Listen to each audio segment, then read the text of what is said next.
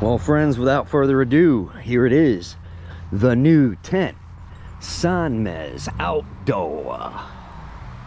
Ba-boom. This model is called the Haven class. Let's take you on inside and show you what's up. Oh boy, now I gotta unzip it. It's just starting to rain.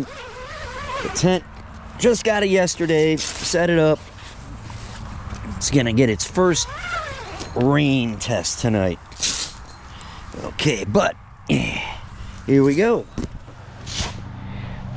Look at this bad boy. 150 square feet of inside space. Oh yeah. We have over here is a port for your winter stove oven attachment if you want to go that route. I'm not going to get one just yet. Good ones are very expensive. I love this the skylights. Absolutely beautiful. One thing you notice about this plastic over here. This tent's going to be folded, which means this plastic's going to end up with creases in it, and they're just not going to be as clear after years of use as they are right now. So, but only these back two are screened, and the door is screened. Every other window is just simply plastic, and we got Velcro covers that cover these things up. But this is an air tent, which means that the tent, I better put this down on the ground here.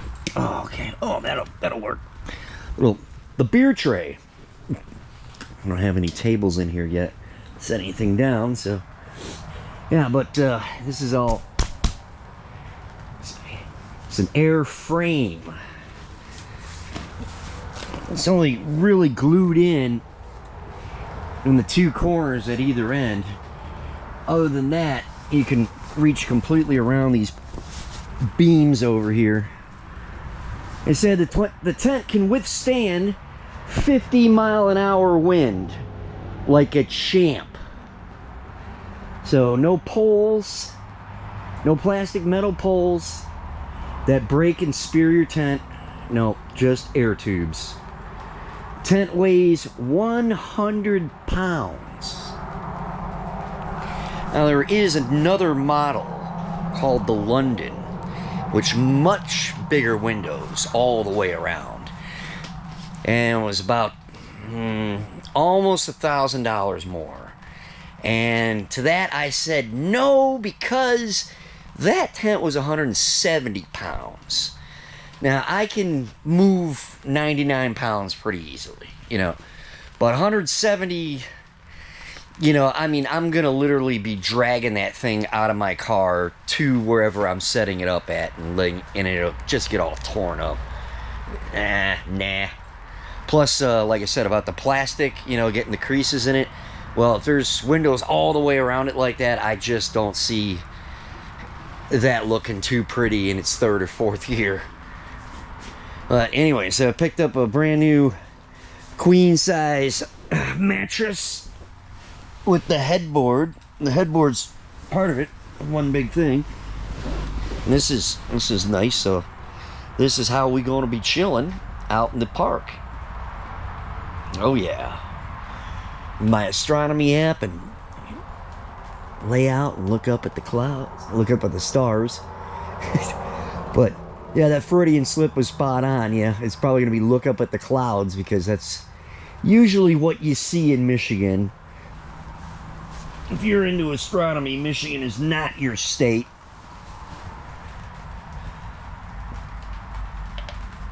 And, well, what else can I say about it? Bought the ground cloth for it too, which is, of course, underneath the tent. You can't see that. And picked up this little rug to really tie the tent together. Nobody pee on my rug. Outside over here, the only thing I do not like about this tent is this is like an awning cover. It just comes out like a big old flap. Comes out to right about here. And they sell the poles separately for it. So, and the poles are just kind of freestanding. I mean, it looks like a water collection catch when you spread it out. I don't know if I'm going to use it a whole lot. Maybe, maybe not. It's kind of the only bunk feature. And it works, sort of. Well, yeah, all right. But yeah, well, you stake the sucker down, blow up ports right over there down in the corner. Literally took me 5 minutes to blow this thing up. I mean, I am not kidding. Oh, a little water on the lens right there. Okay, good. Yep. Yeah, I mean, it literally blew up in 5 to 10 minutes. I wasn't timing it, but I thought it was extremely fast. All I did was take it out of the bag, unfold it, and blow it up. And of course you stake it down, but I mean, we're talking, you know, 15-minute setup time, and that's hauling it out the car and the whole 9 yards with the thing. So yeah, that's great. The other tent that I used to have, which I really loved when I first got it, that thing has been through all kinds of hell. It doesn't keep the water out anymore, and that's the biggest reason why I decided to get a new tent. The old tent, there's a video on my YouTube channel that shows you what that looks like. But so I'd have to take this big old 10 by 16 tarp, and I'd have to suspend it across the old tent. And the biggest problem with that is those are flex poles that held that tent together. And now, mind you, that's a 10-person tent. There's some damn big ass flex poles. Well, they're not designed to really carry that weight. And then of course you'd have to anchor the tarp off with a bunch of guy lines, and the tent itself had these 6 ridiculous guy lines that came off of it, which were ungodly long. So anytime you walked around my tent, you ran the risk of tripping over them, and everybody did. It was impossible to avoid them. I used to put like coolers and like clothespins and stuff on the lines, you know, just to remind you that they were there. But I mean, even I still, you know, stepped into them. Yep. I wanted red originally. I almost ordered green. And then they called back, or I got an email back from them and said, we're out of red right now. You can wait another week and we'll manufacture and ship you a red one, or we can send you a green one right now. And I said, well, you know, green was the other color, and I almost ordered green. And I'm happy with it. It's a nice shade of green. I think red would kind of make it look a little bit, would like dye the inside of the color, you know, of the tent, just kind of like weird looking. Well, they also had yellow and white, and I said, nah, those are just gonna get too damn dirty. Although the yellow did look pretty good, but I don't know, green, you know, kind of a bit of a camouflage thing. Big ass, badass bathtub floor around this thing. I bet you this tent could probably hold 3 to 4 inches of water, like a little splash pond, rather easily. And of course the door's got this nice, you know, rain cover up around the seams. I mean, that's what you want, you know. Torrential downpour, you know, you are going to stay dry in this tent. That is a fact. So when I go camping, you know, I usually end up spending, you know, the rain days, or if there's not one, at least 1 or 2 days, just chilling in my tent in the blow-up Papazon chair, you know, reading books and, you know, just thinking about things, writing in the journal, etc., etc. I like to have stuff that I can do at camp, as well as, of course, you're going to camp because you're going to go see, do something not buy home, right?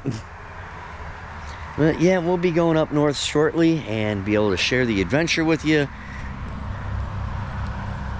and give the tent the old good, furnish it up with the cupboard and the blow up chairs and everything. And I think I can even probably end up putting the camp kitchen inside the damn thing because, well, why not, you know?